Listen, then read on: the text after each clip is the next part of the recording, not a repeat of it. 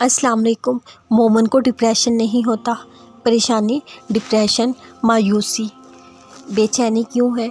आपने कभी खुद पर गौर किया? एक मोमन को कभी भी डिप्रेशन नहीं हो सकता। मैंने क्या कहा? मोमिन। और क्या हम वाकई मोमन में शुमार होते हैं?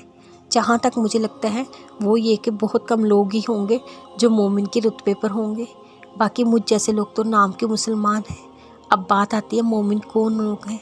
वो जो परहेज़गार हैं, वो लोग जो परहेज़गारी तकवा इख्तियार करने वाले हैं, वो लोग जो अल्लाह का शुक्र और ज़िक्र करने वाले हैं, वो लोग जब उनके सामने कोई आयतें पढ़कर सुनाई जाती हैं उनके दिल डर जाते हैं और ये सब्र करने वाले हैं।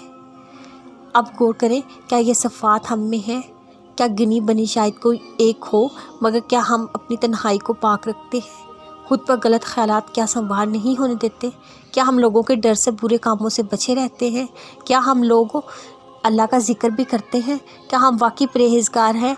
क्या हम बर्दाश्त कर लेते हैं? क्या सब्र कर पाते हैं? ये सवालिया निशान कभी इंसान की रूह तक को झंझोर डालते हैं। फिर लोग कहते हैं हमें डिप्रेशन हो गया। हम लोग न जाने क्यों खुद को बेहतर बनाने की कोई एक कोशिश नहीं करते। आप कोशिश तो करो, अल्लाह आपकी कोशिश का बदला बेहिसाब करके देगा।